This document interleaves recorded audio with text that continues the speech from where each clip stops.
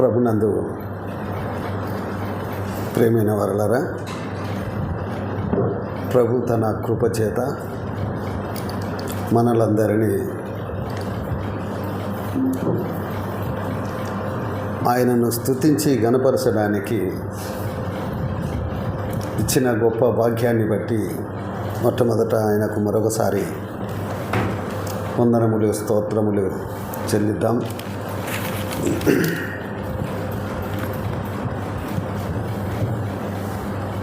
నేను మన స్థానిక సంఘానికి అప్పుడప్పుడు వస్తున్న విషయం మీకు అందరికీ తెలుసు. అన్నగారు బెంగళూరులో ట్రీట్మెంట్ తీసుకునేటప్పుడు మన స్థానిక సంఘానికి వచ్చి వెళ్ళాను. ఆ తదుపరి ఇప్పుడే రావడం. అన్న చెప్పినట్లు అనుకూలమైన పరిస్థితి దేవుడు మనకు అందించాలి కదమ్మా. మనం అనుకోవడం కాదు, కానీ దేవుని చిత్తం.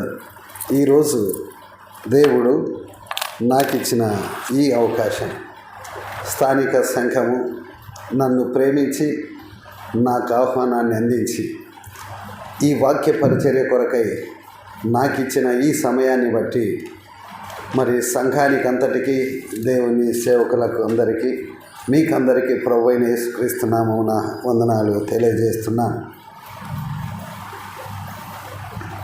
నాకు ఒక మాట జ్ఞాపకం వచ్చింది. ఉదయకాలం మేము అన్నతో మాట్లాడినప్పుడు కరెక్ట్గా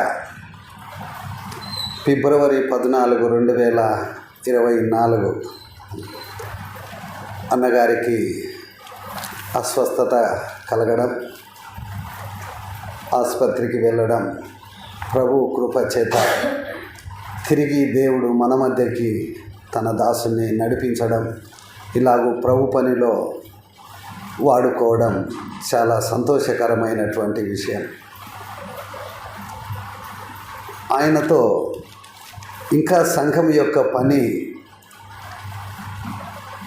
ఉన్నది అని దేవుడు ఎరిగాడు కాబట్టి ఆయనను మళ్ళీ మన స్థానిక సంఘానికి ఇలాగూ నడిపించాడు.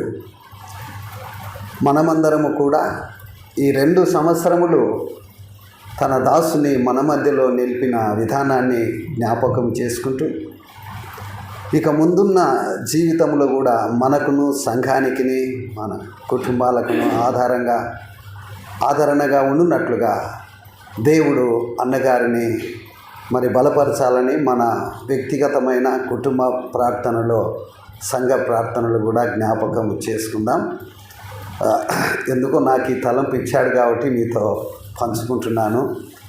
అన్నగారు ఆరాధనకు సహాయకరంగా తీసుకున్న మాట కూడా నిజంగా దేవుడు తన జీవితాన్ని కూడా అన్వయించబడినట్లుగా నాకు అనిపించింది. పౌలు గలతీయులకు రాసిన పత్రికలో 2వ అధ్యాయములో 20వ వచనములో మాట, ఎంత చక్కటి మాట జ్ఞాపకము చేసుకున్నాడు. ఆ మాటను దేవుడు తన దాసుని నోట పలికించాడు. నేను ఇప్పుడు శరీరమందు జీవించుచున్న జీవితం నన్ను ప్రేమించి కదా నా కొరకు అప్పగింపబడి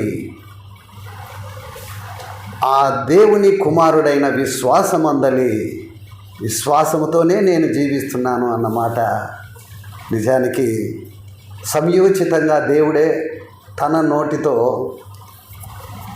పౌలు పలికిన మాటను పలికించి తన జీవితాన్ని కూడా దేవుని దాసునికి సార్థకతగా ఆ మాటను జ్ఞాపకం చేసినాడేమో అనిపించింది.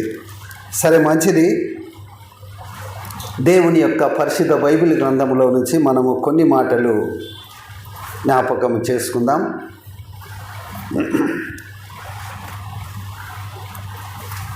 పాత నిబంధన గ్రంథములో నుంచి సంఖ్యాకాండము 14వ అధ్యాయము 8వ వచనాన్ని మనం చదువుకుందాం. సంఖ్యాకాండము 14వ అధ్యాయము 7వ వచనము కూడా 7, 8 వచనాలు చదువుకుందాం. ఇశ్రాయేలీయుల సర్వ సమాజముతో మేము మేము సంచరించి చూసిన దేశము మిక్కిలి మంచి దేశము. యెహోవా మనయందు ఆనందించిన ఎడల ఆ దేశములో మనలను చేర్చి దానిని మనకు ఇచ్చును. అది పాలు తేనెలు ప్రవహించు దేశము. చిన్న ప్రార్థన. పరిశుద్ధమైన మా ప్రభువా, ప్రేమగల తండ్రి, ఆరాధన కార్యమంతటిలోనూ మీరు మాకు అనుగ్రహించిన గొప్ప భాగ్యాన్ని బట్టి స్తోత్రములు. మా స్తుతి యాగములన్నిటిని ఆగ్రహించిన దేవా స్తోత్రములు. మరికొంత సమయం మీ పాద సన్నిధిలో వేచి ఉన్నాం ప్రభువా. మీ లేఖనములను ధ్యానము చేసుకొనడానికి వేచి ఉన్న మా సమయంలో చదవబడిన లేఖనములను వివరించడానికి ఎత్తటివాడనో మీరు ఎరిగిన దేవుడవు తండ్రి. నేను కాదు ప్రభువా, నేను కాదు. మీ మెల్లని స్వరముతో మీరే మాతో మాట్లాడి మాకు మేలు, క్షేమము, ఆదరణ, ఆశీర్వాదం అనుగ్రహించుమని చదవబడిన లేఖనములను, చేరి వచ్చిన మమ్మలను, మా ముందున్న సమయాన్ని రక్షకుడైన యేసుక్రీస్తు నామమున మీకే సమర్పించుకొని ప్రార్థించి వేడుకుంటున్నాము తండ్రి. ఆమేన్. ప్రియమైన వారలారా, ఈ మాట చదవబడినటువంటి ఈ లేఖనము సందర్భము దాదాపు మనకందరికీ తెలుసు. అదేమిటంటే, దేవుడు ఇశ్రాయేలు తన ప్రజలను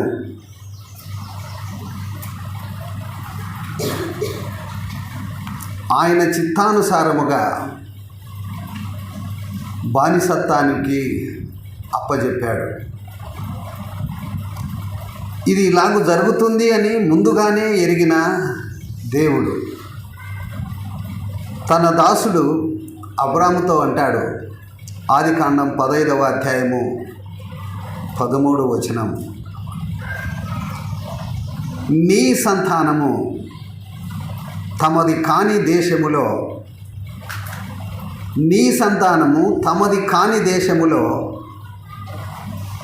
400 సంవత్సరములు బానిసలుగా ఉంటారు.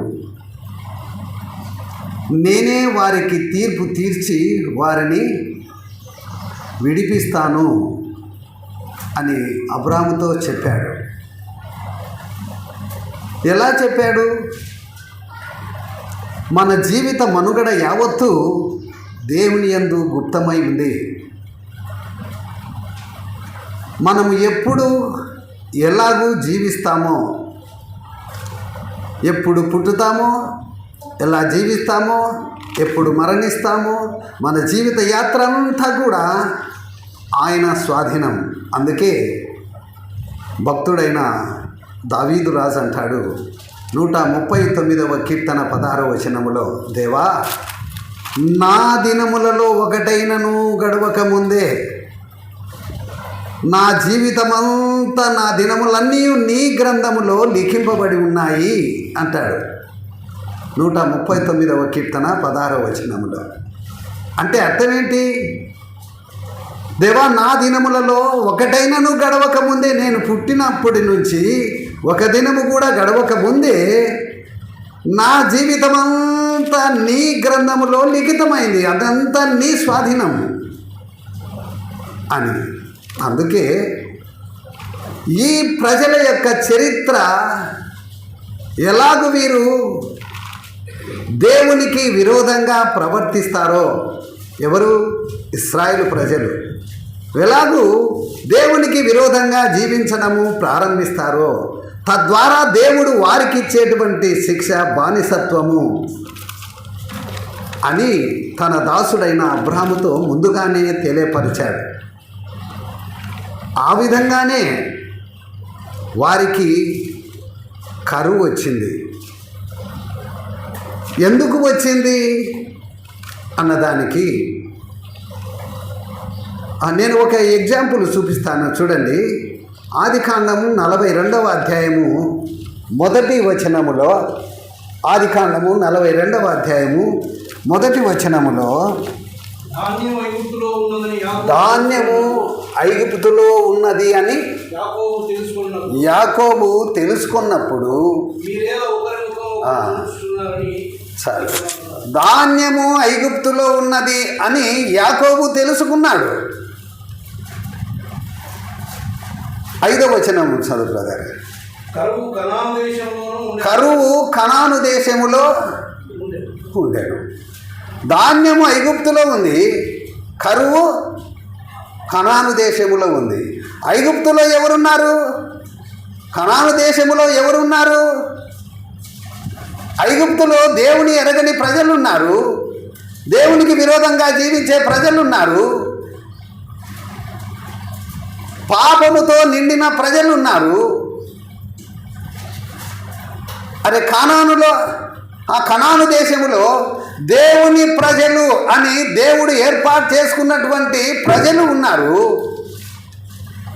దేవుడే వారికి ఆ దేశాన్ని ఇస్తానని చెప్పిన వాగ్దాన దేశములో ఉన్నారు. కరువు ఎక్కడుంది? కనాను దేశంలో ఉంది. సమృద్ధి ఎక్కడుంది? ఐగుప్తులో ఉంది. కొన్నిసార్లు మనం అనుకుంటుంటాం, ఏమని, ఏంటి ప్రభువా, నీ సన్నిధిలో నేను ఇంత భక్తిగా జీవిస్తున్నాను, నేను ఏ దోషము లేకుండా ఎల్లప్పుడూ ప్రార్థన చేసుకుంటుంటాను, నేను నా కుటుంబము ప్రార్థనలో గడుపుకుంటూ ఉంటున్నాము, కానీ మాకెందుకు ఈ శ్రమలు? వాళ్ళు చూచురా, తిరుగుబోతులు, తాగుబోతులు, భయంకరంగా జీవిస్తున్న జీవితాలు, వాళ్ళకేమో అంతకంతకు అభివృద్ధి చెంది వృద్ధి పొందుతున్నారు, మాకెందుకు ఈ కష్టాలు, మాకెందుకు ఈ వ్యాధులు, మాకెందుకు ఈ బాధలు అని మనం ఒక్కొక్కసారి అనుకుంటుంటాం. దేవుడు మనలను చక్కపరచడానికి, దేవుడు మనలను పరీక్షించడానికి, దేవుడు మనలను చక్కపరచడానికి, దేవుడు మనలను తన దగ్గరికి హత్తుకునేటట్లుగా చేయడానికి, దేవుణ్ణి మనము స్తుతించడానికి కొన్ని సమయాలలో మనకి ఇలాంటి కష్టాలను ఇస్తాడు.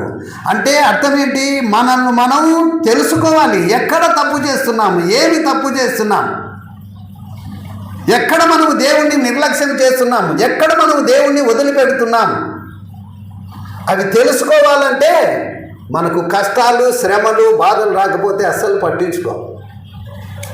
అందువలన నేను ఎందుకు ఈ మాట చెబుతున్నానంటే, దేవుడు అబ్రాహాముతో తెలియపరిచిన రీతిగా ఆనాటి కాలంలో కూడా కరువు వచ్చింది.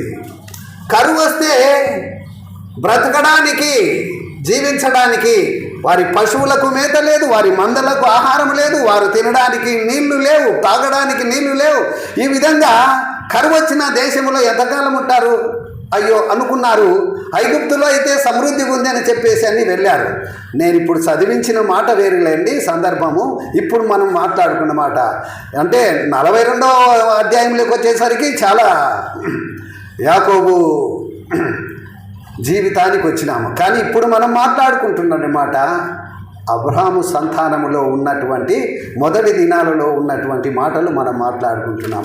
ఆనాడు కూడా కరువు వచ్చింది, అబ్రహాముకు కరువు వచ్చింది. ఆదికాండములో 13వ అధ్యాయంలో మనం చూడగలుగుతాం ఆ కరువు. 12వ అధ్యాయం 10వ వచనంలో కూడా కరువు వచ్చింది. వెళ్ళిపోతాడు దేవునికి చెప్పకుండా. అలాగూ వారు దేవుడు చెప్పినట్లుగా బానిసలుగా ఉన్నారు. బానిసలుగా ఉన్నప్పుడు వారు దేవునికి మొరపెడతాడు. నేను చెప్పాను చూడు, కరువు ఎందుకు వచ్చింది అంటే తప్పును తెలుసుకోవడానికి. ఎందుకు కరువు వచ్చింది? ఎందుకు వారంటే దేవుణ్ణి తెలిసి కూడా దేవునికి ఇవ్వవలసిన స్థానాన్ని దేవునికి ఇవ్వకుండా, దేవుణ్ణి గణపరచవలసిన రీతిలో దేవుణ్ణి గణపరచకుండా, తమంతకు తాముగా తన ఇష్టానుసారమైన జీవితాలకు జోగి దేవునికి విరోధముగా జీవిస్తున్న జీవితాన్ని బట్టి దేవుడు వారికి ఏమిచ్చాడు? కరువు ఇచ్చాడు. ఆ కరువులో నుంచి తీసుకుపోయి ఒక బానిసలుగా చేర్చాడు. ఐగుప్తీయులకు బానిసలయ్యారు, అమ్ముడు పోయారు. ఐగుప్తీయులకు బానిసలయ్యారు. బానిసలైనప్పుడు ఏం చేశాడు దేవుడు? వారిని చూశాడు.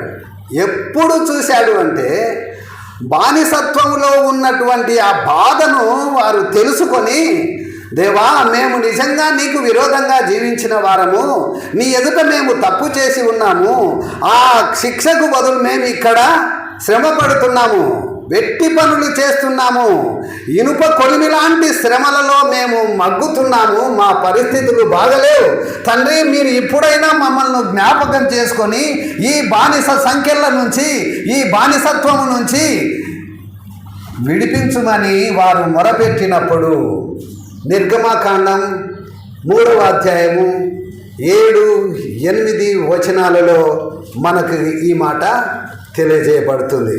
చూడండి, నిర్గమకాండం 3వ అధ్యాయము.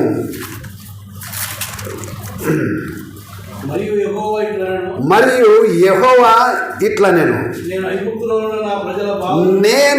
ఐగుప్తులో ఉన్న నా ప్రజల బాధను నిశ్చయముగా చూసి తిని, పనులలో తమ్మును కష్టపెట్టు వారిని బట్టి వారు పెట్టిన మొర వింటిని, వారి దుఃఖములు నాకు తెలిసే ఉన్నవి. కాబట్టి ఐగుప్తీయుల చేతిలో నుండి వారిని విడిపించుటకును, ఆ దేశములో నుండి విశాలమైన మంచి దేశమునకు, అనగా కనానీయులకు, హిత్తీయులకు, అమోరీయులకు, పెరిజ్జీయులకు, హివ్వీయులకు, యెబూసీయులకు నివాస స్థానమైన పాలు తేనెలు ప్రవహించు దేశమునకు వారిని నడిపించుటకు దిగి వచ్చి ఉన్నాను. పాలు తేనెలు ప్రవహించు దేశమునకు, మిక్కిలి మంచి దేశమునకు. దేవుడు చెప్పినటువంటి మాట, వారిని నడిపించుటకు దిగి వచ్చి ఉన్నాను. ఇక్కడ ఆలోచించండి, శ్రమలలో నుండి వారు పెట్టినటువంటి మొర అనగా ప్రార్థన విన్నాడు దేవుడు. విని దిగి వచ్చాడు. ఆ పరలోకము నుంచి వారిని విడిపించడానికి దిగి వచ్చి ఉన్నాను అంటున్నాడు. దిగి వచ్చిన దేవుడు, పర నుండి భూలోకానికి దిగి వచ్చిన దేవుడు ఈ ఉదయకాలం మనకు కనబడాలి. దిగి వచ్చి మోషేను వారికి నాయకునిగా చేసి ఆ ఐగుప్తు బానిస సంఖ్యల నుంచి బయటికి తీసుకొని వచ్చి పాలు తేనెలు ప్రవహించు దేశానికి నడిపిస్తూ ఉన్నాడు. ఎలా నడిపిస్తున్నాడు ఆయన అని మనం ఒక్కసారి ఆలోచన చేస్తే, పగలు మేఘస్తంభముగాను, రాత్రి అగ్నిస్తంభముగాను వారి ముందర నడిచి వారి ప్రయాణానికి ముందుగా ఉండి నడిపిస్తున్న దేవుడు, వారి ప్రయాణాన్ని ముందుగా ఉండి నడిపిస్తున్న దేవుడు. ఆ నడిపింపులో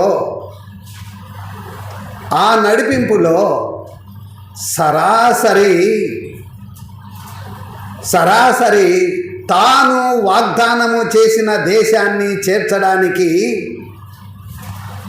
సమీపమునకు వచ్చినప్పుడు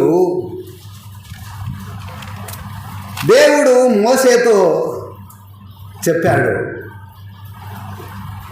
మోషే, నేను వాగ్దానము చేసిన దేశములో వీరిని చేర్చే ముందు ఆ దేశం ఎలాంటిదో చూసి రమ్మని చెప్పమని చెప్పాడు. చూడండి, 13వ అధ్యాయము 1వ వచనములో సంఖ్యాకాండము 13వ అధ్యాయము మొదటి వచనములో యెహోవా మోషేకు ఇలాగు సెలవిచ్చెను. ఏం చెప్తున్నాడు చూడండి. నేను ఇశ్రాయేలీయులకు ఇచ్చుచున్న కనాను దేశమును సంచరించి చూచుటకు నీవు మనుషులను పంపుము. ఇక్కడ దేవుడు చెప్పిన మాట స్పష్టంగా చెప్పాడు. ఏమిటి అంటే, నేను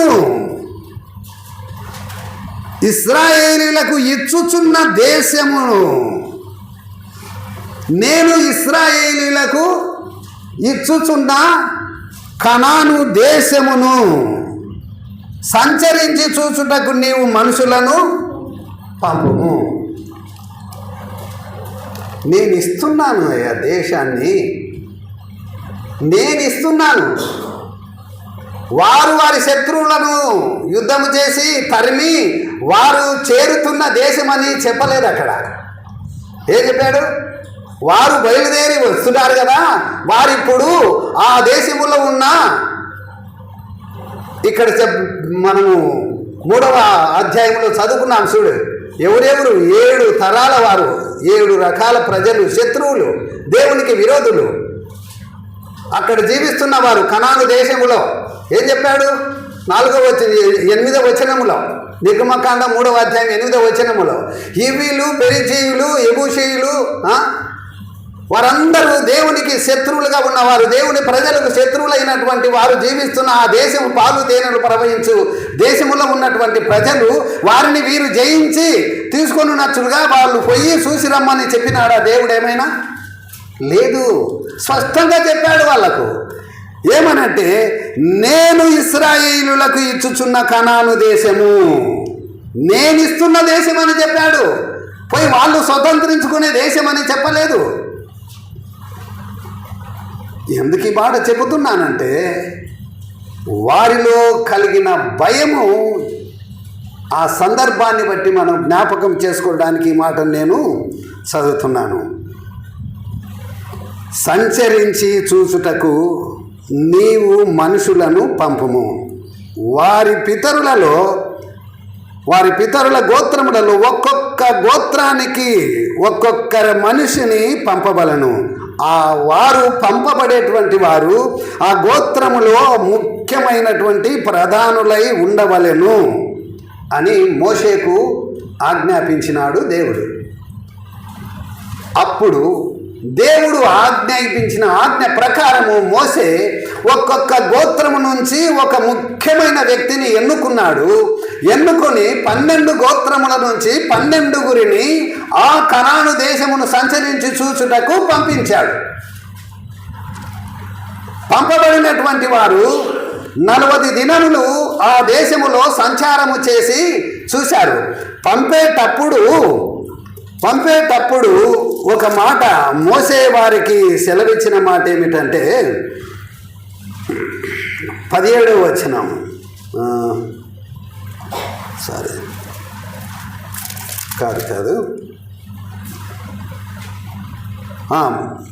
13వ అధ్యాయము 17వ వచనములో, మోసే కనాను దేశమును సంచరించి చూసుటకు వారిని పంపినప్పుడు వారితో ఇట్లనెను, మీరు ధైర్యము తెచ్చుకొని దాని దక్షిణ దిక్కున ప్రవేశించి ఆ కొండ ఎక్కి ఆ దేశము ఎట్టిదో, దానిలో నివసించు జనులు బలము గలదో బలము లేనిదో, కొంచెమైనదో విస్తారమైనదో, వారు నివసించుచున్న భూమి ఎట్టిదో, అది మంచిదో చెడ్డదో, వారు నివసించు పట్టణములు ఎట్టివో, వారి గుడారములు ఎలాంటివో, వారు ఎక్కడ నివసిస్తున్నారో, కోటలలో నివసించుచున్నారో, లేక భూమి సారమైనదో, అక్కడ ఉన్న భూమి సారమైనదో నిస్సారమైనదో, దాని చెట్లు ఎలా ఉన్నాయో అని కనిపెట్టవలెను. మరియు మీరు ఆ దేశపు పండ్లలో కొన్ని తీసుకొని రండి అని చెప్పాడు. ఈ మాట మనం ఎందుకు జ్ఞాపకం చేసుకుంటున్నామంటే, మోసే ఆ గోత్రపు పెద్దలను, ముఖ్యులైన వారిని పంపేటప్పుడు మీరు ధైర్యము తెచ్చుకొనండి, మీరు ధైర్యము తెచ్చుకొనండి. మీ ఎదుట ఉన్న శత్రువులు సామాన్యులు కాదు. మీ ఎదుట ఉన్న శత్రువులు, ఆ దేశములో మీరు సంచరించి చూడబోయేటువంటి దేశములో ఉన్నటువంటి మీ శత్రువులు సామాన్యులు కాదు వారు. ఆయనను మీరు ధైర్యము తెచ్చుకొనండి అని ముందుగానే హెచ్చరిక చేశాడు మోషే. వారికి మానసికంగా ధైర్యపరిచి పంపుతున్నాడు. పోయి చూచానే వీళ్ళు భయపడతారని ముందుగానే ఊహించాడు మోసే. అలాగూ ధైర్యపరిచి పంపించినాడు. మీరు ఎక్కడ వెళ్ళాలి? దక్షిణ దిక్కు నుంచి వెళ్ళాలి. ఆ కొండ ఎక్కి చూడాలి. వేరే దిక్కు నుంచి వెళితే మిమ్మల్ని వారు అని ముందుగానే ఎక్కడి నుంచి వెళ్ళాలో, ఎలా ప్రవేశించాలో, వారు ఎలాంటి వారో ముందుగానే ధైర్యపరిచి పంపించి చూడమంటే చూసినారు. బాగుంది, చూసినారు. పోయి చూసి వచ్చినారు. 40 దినములు 25వ వచనములో వారు 40 దినములు ఆ దేశమును సంచరించి చూసి తిరిగి వచ్చిరి. తిరిగి వచ్చి రిపోర్ట్ ఇస్తున్నారు.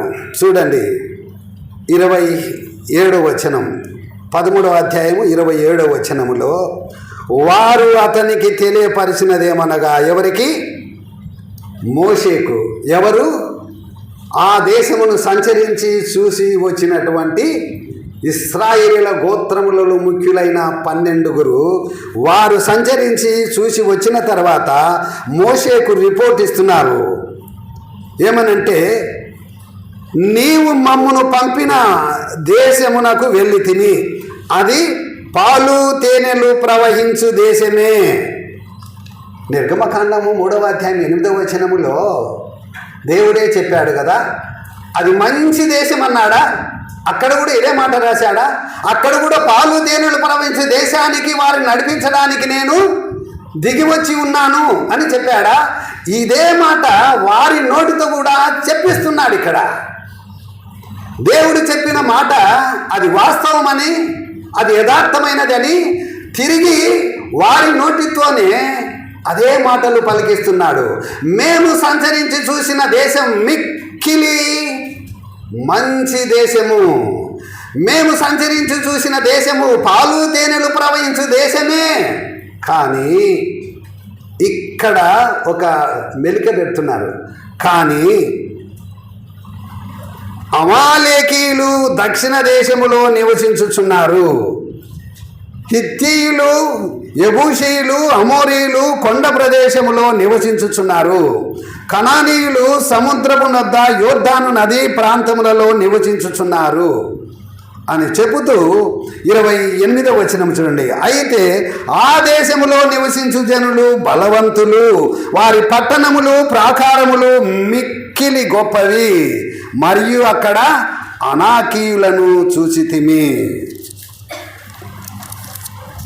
అని చెబుతూ 30వ వచనములో కాలేబు మోషే ఎదుట జనులను నిమ్మలపరిచి ఇలాగూ చెబుతూ ఉన్నాడు. వారు చెప్పిన వర్తమానము, అక్కడ ఉన్నవారు, ఆ ప్రజలు చాలా గొప్పవారు, బలవంతులు అని చెబుతూ ఉంటున్నాడు. చెప్పినప్పుడు వారితో పాటు వెళ్ళిన కాలేబు, యెహోషువలు ఇద్దరు మాత్రమే వారిని ధైర్యపరుస్తున్నాడు. అయితే ఇక్కడ అతనితో కూడిన మనుషులు, ఆ జనులు మనకంటే బలవంతులు, మనం వారి మీదికి పోజాలము అని చెప్పిరి.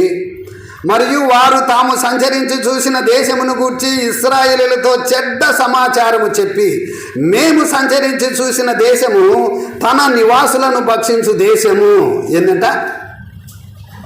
తనలో ఉన్న ప్రజలను, తన నివాసులను భక్షించు దేశం అంటే చంపి తినే దేశం.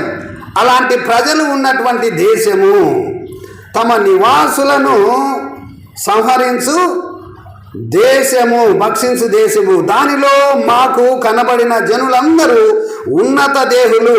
అక్కడ నెఫీలీయుల సంబంధులైన వారు, అనాకు వంశపు నెఫీలీయులను చూసితిమి. మా దృష్టికి మేము మిడతల వలె ఉంటిమి, వారి దృష్టికి అట్లే ఉంటిమి అని ఆ ప్రజలందరూ వినున్నట్లుగా భయపెడుతున్నారు. ఆ భయము ఆ ప్రజలకు వచ్చేసింది. వచ్చి ఈ 14వ అధ్యాయము 1వ వచనములో ఆ సమాజమంతా ఏం చేస్తున్నారంట? ఏడుస్తున్నారు, కేకలు పెట్టి ఏడుస్తున్నారు. అయ్యో, అంత ఆ ప్రజల మధ్యలోకి మమ్మల్ని నడిపిస్తే, మమ్మల్ని వారు చంపితే ఆ దేశంలో ఉన్న ప్రజలను వాళ్ళే చంపుకొని భక్షిస్తున్నారని చెప్పిన ఆ ప్రజల మధ్యలకు మమ్మల్ని ఎందుకు నడిపించడము? ఈయన ఎందుకు ఇట్ట చేస్తున్నాడు? ఈ మోసే ఎందుకు మమ్మల్ని అక్కడ తీసుకుపోయి చంపడానికి ప్రయత్నం చేస్తున్నాడు? 14వ అధ్యాయం 1వ వచనాలలో ఆ మాటలు. అప్పుడు సర్వ సమాజము ఎలుగెత్తి కేకలు వేసెను, ప్రజలు ఆ రాత్రి ఎలుగెత్తి ఏడ్చిరి. మరియు ఇశ్రాయేలీయులందరూ మోసే అహరోనుల పైన సనుగుకొనిరి. ఆ సర్వ సమాజము, అయ్యో, ఐగుప్తులో మేమేలా చావలేదు, ఈ అరణ్యమందు మేమేలా చావలేదు, మేము కత్తివాట పడకుండానట్లు యెహోవా మమ్మను ఈ దేశంలోనికి ఎలా తీసుకొని వచ్చెను? మా భార్యలు మా పిల్లలు కొల్లపోవుదురు కదా, తిరిగి ఐగుప్తుకు వెళ్ళుటకు మాకు మేలే కదా అని ఒకరితో ఒకరు అనుకుంటున్నారు. వారు మనము ఒక నాయకుడిని నియమించుకొని ఐగుప్తులకు తిరిగి వెళ్తామని ఒకరితో ఒకడు చెప్పుకుంటున్నారు. ఆ ప్రజలు వారు చెప్పిన భయకల్పితమైనటువంటి మాటలు, చెడ్డ సమాచారాన్ని బట్టి భయపడిపోయారు. వారికేం తెలుసా, అమాయకులు పాపం. వారు చెప్పిన మాటలను నమ్మి భయపడిపోయారు. కానీ అయితే ఒకటి ఇక్కడ గమనించలేకపోయారు. ఏమిటంటే, ఇనుప కొలిమి లాంటి శ్రమలలో ఉన్నప్పుడు, మొరపెట్టినప్పుడు బయటికి తీసుకొని వచ్చిన దేవుడు, నేను పాలు తేనెలు ప్రవహించే దేశానికి, ఆ మంచి దేశానికి వీరిని నడిపించడానికి దిగి వచ్చినాను అని చెప్పిన ఆ దేవుని మాటల యందు విశ్వాసము ఎక్కడ పోయింది? మా ముందున్న దేవుడు గొప్పవాడు అనే విశ్వాసము ఎక్కడ పోయింది? వారిని ఎర్ర సముద్రములో ఆరిన నేలగా నడుచున్నట్లుగా ఎర్ర సముద్రాన్ని 2 పాయలుగా చేసి తమ ఐగుప్తీయుల చేతిలో నుంచి తప్పించి రక్షించిన ఆ దేవుణ్ణి మరిచిపోయారా? అందుకే అంటాడు కీర్తనకారుడు 106వ కీర్తన 24వ వచనములో, ఎర్ర సముద్రము వద్ద భయము కల్పించు క్రియలను చేసిన ఆ దేవుణ్ణి వారు మరిచిపోయిరి అని రాస్తాడు. దేవుని శక్తిని మరిచిపోయారు, దేవుని బలాన్ని మరిచిపోయారు, దేవుని దైవత్వాన్ని మరిచిపోయారు. పగలు వారికి ఎండ తగలకుండా మేఘస్తంభముగా ఉండి వారి ముందర నడిచిన దేవుణ్ణి మరిచిపోయారు. రాత్రి వెన్నెల దెబ్బ కూడా తగలకుండా కాపాడిన దేవుణ్ణి మరిచిపోయారు. మరిచిపోయి ఏడుస్తున్నారు, కేకలేస్తున్నారు. ఎందుకు మమ్మల్ని ఇక్కడికి తీసుకొని వచ్చాడు ఈ దేవుడు? ఎందుకు మమ్మల్ని ఈ దేశంలో ప్రవేశపెట్టడానికి తీసుకొని వచ్చాడు ఈ దేవుడు? కేకలు వేస్తున్నారు. అంతటితో ఊరుకుంటే బాగుండేది. ఇంకేమంటున్నారు తెలుసా? ఈ మోసే అహరోనులు ఏమన్నా కానీ ఇంకా మనకెందుకు, వాళ్ళతో మనకు పనే లేదు, ఇంకా వాళ్ళతో మనకు పనే లేదు, మనకు ఒక నాయకుడిని చేసుకుందాం, మనం మళ్ళీ తిరిగి ఐగుప్తులోకి వెళుదాం. ఏం ఆలోచనలు వచ్చాయి వారికి? ఏం తలంపు వచ్చింది వారికి? ఎందుకు వచ్చింది ఈ బలహీనత? ఎందుకంత బలహీనులైపోయారు? తమను నడిపించిన దేవుడు మహాసముద్రం, అది ఎర్ర సముద్రం అనేది చిన్న సముద్రం కూడా కాదు. ఆ సముద్రపు నీళ్లను 2 పాయలుగా చేసి ఆరిన నేలను నడిచినట్టు నడిపించిన దేవుణ్ణి, వారి కళ్ళ ముందరనే వారి శత్రువులను, ఐగుప్తీయులను సముద్రంలో ముంచేసి చంపిన ఆ దేవుణ్ణి, వారిని తప్పించి శత్రువులను చంపిన దేవుణ్ణి ఎక్కడ విశ్వాసముతో కొనసాగారు? పౌలు ఇదే ఆరాధనకు సహాయకరంగా దేవుని దాసుల ద్వారా జ్ఞాపకం చేసిన మాట, నేనిప్పుడు శరీరమందు జీవించుచున్న జీవితము నన్ను ప్రేమించి కదా, నన్ను ప్రేమించి నా కొరకై అప్పగింపబడి ఆ అప్పగింపబడిన దేవుని కుమారుని యందలి విశ్వాసమూలముగా నేను జీవిస్తున్నాను. మనము జీవించే జీవితము విశ్వాసమూలముగా జీవించాలి. అవిశ్వాసులముగా పడిపోతే, మన దేవుని శక్తిని ఎరిగి కూడా ఆయనను గణపరచకపోతే ఎందుకు ఈ భయం? ఎక్కడొచ్చింది ఈ భయం? అప్పుడు ఆ 12 మందిలో ఇద్దరైనటువంటి నూను కుమారుడైన యెహోషువ,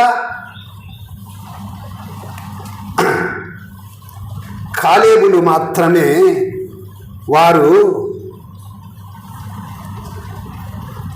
వారు చెప్పిన మాటను విరోధించారు. చూడండి ఆ మాట, అయ్యో ఐగుప్తులో మేమేలా చావలేదు, ఈ అరణ్యమందు మేమేలా చావలేదు, మేము కత్తివాట పడినట్లు యెహోవా మమ్మను ఈ దేశంలోనికి ఎలా తీసుకొని వచ్చాను అన్నప్పుడు మోషే అహరోనులు ఇశ్రాయేలుల సర్వ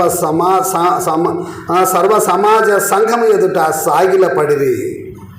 అప్పుడు దేశమును సంచరించి చూసిన వారిలో నుండిన నూను కుమారుడగు యెహోషువ, యెఫున్నె కుమారుడగు కాలేబు బట్టలు చించుకొని ఇశ్రాయేలీల సమాజముతో, మేము సంచరించి చూసిన దేశము మిక్కిలి మంచి దేశం, యెహోవా మన యందు ఆనందించిన ఎడల ఆ దేశములో మనలను చేర్చి దానిని మనకు ఇచ్చును, అది పాలు తేనెలు ప్రవహించు దేశము.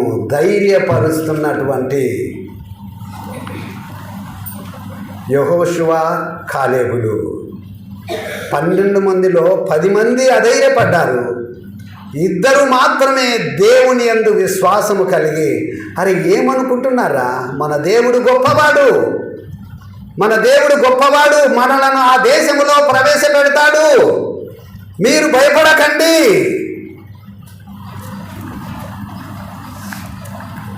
ఆ మాటలు చెప్పిన మాటలు చూశారా? 9వ వచనములో అంటున్నారు, మెట్టుకు మీరు యెహోవా మీద తిరగబడకుడి, ఆ దేశ ప్రజలకు భయపడకుడి, వారు మనకు ఆహారమగుదురు, వారి నీడ వారి మీద నుండి తొలగిపోయెను, యెహోవా మనకు తోడై ఉన్నాడు, యెహోవా మనకు తోడై ఉన్నాడు, యెహోవా మనకు తోడై ఉన్నాడు, వారికి భయపడకుడి.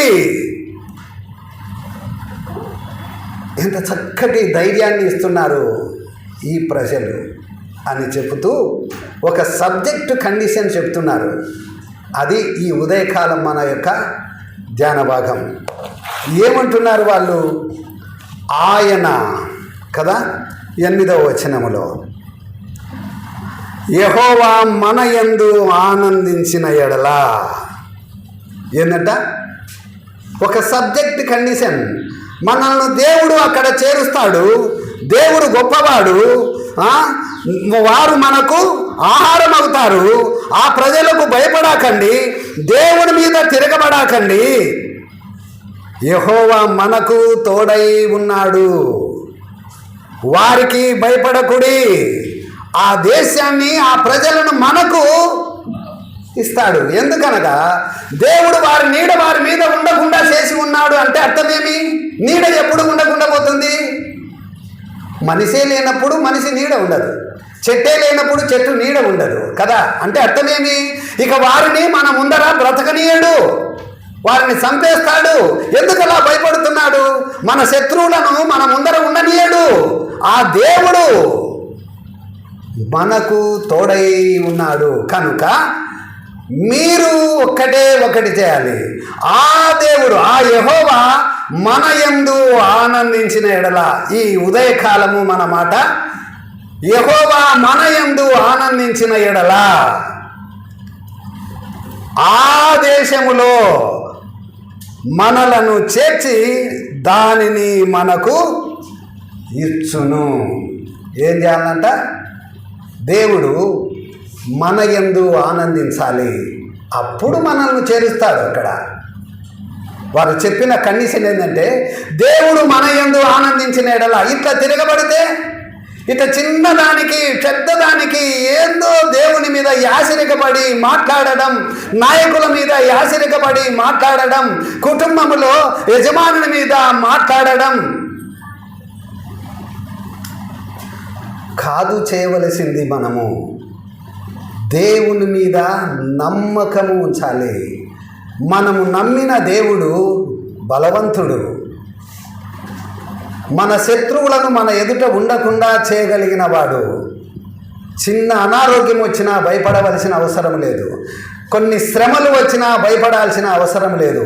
మన ఆత్మీయ యాత్రలో, ఇక ముగింపులోకి వస్తున్నాను, మన ఆత్మీయ యాత్రలో ఆ పాపమనే బంధకాలలో నుంచి మనలను విడిపించి బయటికి తీసుకొని వచ్చిన దేవుడు ఈ లోకమనేటువంటి పాపములో నుంచి బయటికి తీసుకొని వచ్చిన దేవుడు మనలను సరాసరి ఆ మహోన్నతమైన పాలు తేనెలు ప్రవహించు దేశము లాంటి దేశము కంటే మహామిక్కిలి మహిమ కలిగిన ఆ దేశము, అదే పరదేశము, అదే పరలోకము, అదే మోక్షము, అక్కడ చేర్చడానికి మన ఆత్మీయ యాత్రలో దేవుడు మనలను తన ప్రజలముగా చేసుకొని, పేతురు అంటాడు కదా, తన సొత్తైన ప్రజలముగాను, తన ప్రజలముగాను, నీతిమంతులముగాను, రాజులైన యాజక సమూహములుగాను, దేవుని ప్రజలుగాను మనల్ని చేసుకొని నడిపిస్తున్న ఆ దేవుని ఎదుట మనము దేవుని మీద తిరగబడకూడదు. మెట్టుకు మీరు 9వ వచనములో, మెట్టుకు మీరు తిరగబడి మాట్లాడకండి. దేవుని మీద నమ్మకం ఉంచండి. అలాగూ మీరు నమ్మకముతో ముందుకు సాగితే దేవుడు మీ యందు ఆనందిస్తాడు. దేవుడు మన యందు ఆనందించాలంటే దేవుడిచ్చిన ఆజ్ఞల ప్రకారం మనము జీవిస్తే మన యందు దేవుడు ఆనందిస్తాడు. ఒక తండ్రి ఒక కుమారుని బట్టి ఒక మాట అంటాడు. ఏమని తెలుసా? అన్నా, ఈడన్నా నా కుమారుడు, వాడు కాదన్నా, వాడు నా చెప్పిన మాట వినడన్నా, వాడు చెప్పినట్టు ఎప్పుడు వినడన్నా, ఇదిగో ఈడు నేను చెప్పినట్టు వింటాడు, నాకు మంచిగా ఉంటాడు, బాగా విధేయుడు ఉంటాడు, అందుకన్నా ఈడంటే నాకు బాగా ఇష్టం అన్నా అంటామా లేదా? తండ్రికి కలిగిన 2 కుమారులలో ఒక కుమారుని గురించి తండ్రి ఆనందపడతాడు, ఒక కుమారుని గురించి తండ్రి దుఃఖపడుతున్నాడు. సమాజంలో జరుగుతుంది, కుటుంబాలలో జరుగుతున్నాయి. ఆ ఆనందించబడిన ఆ కుమారుని ప్రవర్తన వలన ఆనందించినప్పుడు అతను ఏదడిగినా ఇస్తాడు తండ్రి, అడగకపోయినా ఇద్దరా తీసుకుపోరా అంటాడు. అదే ఆనందం లేనప్పుడు తనకు వ్యతిరేకంగా తను చెప్పిన మాటను వినక తనకు అవిధేయుడై జీవిస్తున్న కుమారుని పట్ల తండ్రి ఏం చేస్తాడు? పోరా పో, నీ గతికి నువ్వు బతుకుపో, నువ్వు చావుపో అంటాడు. కారణం ఆనందించలేదు. అతని ప్రవర్తన తండ్రికి ఇంపుగా లేదు, తండ్రికి ఇష్టానుసారముగా లేదు. దేవునికి మనము సమాధానము కలిగి ఉంటే, తండ్రికి మన పిల్లలము సమాధానముగా ఉంటే దేవునికి ఇష్టలై ఉంటాము. అదే కదా అన్నాడు లూకా రాసిన సువార్తలో దేవదూతలు చెప్పిన మాట. సర్వోన్నతమైన స్థలములలో దేవునికి మహిమయు, ఆయనకి ఇష్టలైన మనుషులకు భూమి మీద సమాధానము. ఆయనకి ఇష్టలైన మనుషులకు భూమి మీద సమాధానము. ఆయనకి ఇష్టముగా మనం భూమి మీద జీవిస్తే సమాధానము. మనము సమాధానము కలిగి జీవిస్తే ఆయన మన యందు ఆనందిస్తాడు.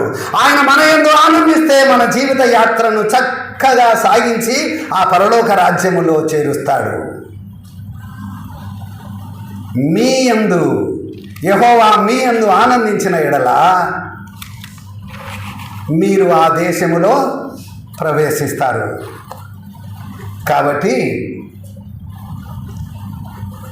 ఒక మాట బైబిల్లో మంచి ప్రఖ్యాతి పొందినటువంటి మాటలో నేను ఒక మాట చూపించి ముగిస్తాను. చూడండి, రాజులు మొదటి గ్రంథం 10వ అధ్యాయము 9వ వచనం. రాజులు మొదటి గ్రంథం 10వ అధ్యాయము 9వ వచనములో రాజైనటువంటి సొలొమోనుతో షీబా దేశపు రాణి ఒక మాట అంటాది. ఆయనకు సంపద విస్తరించింది, ఆయన పేరు ప్రఖ్యాతులు ప్రపంచమంతా వ్యాపించిపోయాయి. సొలొమోను రాజు యొక్క ప్రఖ్యాతి, సొలొమోను రాజు యొక్క సంపద దేవుని ఎదుట నీకేం కావాలనో కోరుకోమని అడిగితే ఆయన కోరుకునేదేంటి? నీ జ్ఞానమే చాలు నాకు, ఈ యొక్క గొప్ప దేశాన్ని పాలించడానికి నేనెంతటి వాడు, నాకు జ్ఞానం ఇచ్చే చాలు అని కోరుకున్నాడు. అయితే దేవుడు అతని ఆ ప్రజ్ఞకు మెచ్చి, నీకు ఒక్క జ్ఞానమే అడిగినావు కానీ నీకు సర్వ సంపదలు ఇస్తాను, నీ పేరు ప్రపంచములో ప్రఖ్యాతి కలిగినట్లుగా చేస్తాను, నీలాంటి జ్ఞానము ఈ ప్రపంచంలో ఇంకొకరికి ఎవరికి లేకుండా అంత గొప్ప జ్ఞానాన్ని ఇస్తానని చెప్పాడు. ఎందుకు? దేవుడు ఆ మాటను బట్టి ఆనందపడి, దేవుడు అతను కోరుకున్న విధానం ఉందే, నాకు ఆస్తి కావాలా, నా పిల్లలకు ఉద్యోగాలు కావాలా, నాకు అది కావాలా, నీకు ఇది కావాలా, ఈ ప్రపంచంలో నేను ఎంతో సంపాదించుకోవాలా అని అడిగింటే అన్ని ఇచ్చేవాడు కాదు దేవుడు. దేవుడు అతను అడిగిన మాట సమాధానము ఎంత చక్కగా దేవుడు ఆనందించాడంటే, ఆనందించినందుకు అతని పేరు ప్రపంచమంతా ప్రఖ్యాతిగాచింది. చూడండి, చదవండి రాజుల మొదటి గ్రంథం 10వ అధ్యాయము 9వ వచనం. నీ యందు ఆనందించి నిన్ను ఇశ్రాయేలుల మీద రాజుగా నియమించిన నీ దేవుడైన యెహోవా. చూడండి, ఒక షెబా దేశపు రాణి అతని ప్రజ్ఞను విని అతనిని పరీక్షించడానికి మణువులతో బంగారు బండ్ల మీద తీసుకొని వచ్చింది, టన్నులు. ఆమె అంటుంది అతని ముందర, ఏం చెప్తుంది? దేవుడు నీ యందు ఆనందించి, ఏమంటుంది? దేవుడు నీ యందు ఆనందించి ఇశ్రాయేలుల మీద రాజుగా నిన్ను నియమించాడు, ఈ ప్రపంచంలో ఇంత ప్రఖ్యాతి కలిగినట్లుగా నిన్ను ఆశీర్వదించాడు అని చెబుతుంది. దేవుడు నిజంగా ఆనందించితేనే కదా ఇచ్చినాడు. మరి మనము కూడా దేవుని ఆశీర్వాదం పొందాలి అంటే దేవుడు మన యందు ఆనందించాలి. దేవుడు మన యందు ఆనందించబడాలి అంటే మనము దేవునికి విధేయత కలిగి జీవించాలి. భార్య భర్తకు లోబడి జీవించాలని చెప్పిన దేవుని ఆజ్ఞను నెరవేరిస్తే, భర్త భార్యను ప్రేమించాలని చెప్పిన దేవుని ఆజ్ఞను మనము నెరవేరిస్తే, తల్లిదండ్రులకు విధేయులై జీవించండి అప్పుడు మీరు దీర్ఘాయుషులై ఉంటారని దేవుడిచ్చిన ఆజ్ఞను మనము అంగీకరించి ప్రవర్తిస్తే, తండ్రులారా మీ పిల్లలకు కోపం రేపక ప్రభు యొక్క శిక్షలోను బోధలోను వారిని పెంచండి అని ఇచ్చిన దేవుడు ఆజ్ఞను మనం నెరవేరిస్తే, ఆ ఆజ్ఞలకు మనము లోబడితే అప్పుడు దేవునితో మనము సమాధానము కలిగి ఉంటాము. అప్పుడు దేవుడు మన యందు ఆనందపడతాడు. అప్పుడు దేవుడు మనలను ఆశీర్వదిస్తాడు, మన పిల్లలను ఆశీర్వదిస్తాడు, మన కుటుంబాన్ని ఆశీర్వదిస్తాడు, సమస్తమును మనకు దీవెనకరంగా మార్చాడు. మనము ఈ పాపలోకములో నుంచి ఆ పరలోకానికి చేరడానికి మనల్ని దేవుడు ప్రేమించి బయటికి తీసుకొని వచ్చిన ఆ దేవుని ఆత్మీయ యాత్రలో పాపములో నుంచి, లోకములో నుంచి బయటికి తీసుకొని వచ్చి ఆ పరలోకంలో చేర్చడానికి నడిపిస్తున్న ఆ ఆత్మీయ యాత్రలో మన యందు దేవుడు ఆనందపడితే మనము ఆ పరలోక రాజ్యము చేరతాం. వేల కొలది వచ్చిన తరములో ఇద్దరు ఆ కనాను దేశంలో ప్రవేశించారు. అందరూ అరణ్యములో చూడండి, ఒక్క మాట చూపించి ముగిస్తాను. ఇక 38వ వచనం చదవండి, 14:38, 37 కూడా. అనగా ఆ దేశమును గూర్చి చెడ్డ సమాచారము చెప్పిన మనుషులు యెహోవా సన్నిధిని తెగులు చేత చనిపోయిరి. అయితే ఆ దేశమును సంచరించి చూసిన మనుషులలో నూను కుమారుడకు యెహోషువయు యెఫున్నె కుమారుడకు కాలేబును బ్రతికిరి. అమ్మా, ఈ చివరి మాట మనకు అర్థమవుతుంది కదా.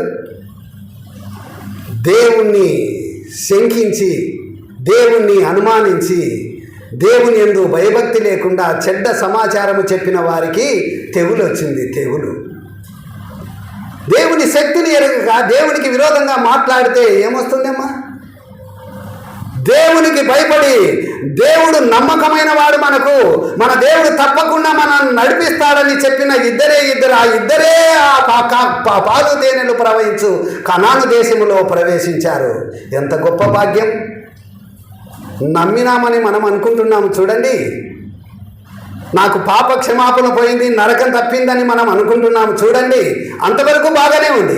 మరి పరలోక రాజ్యములో మనం చేరుతామా?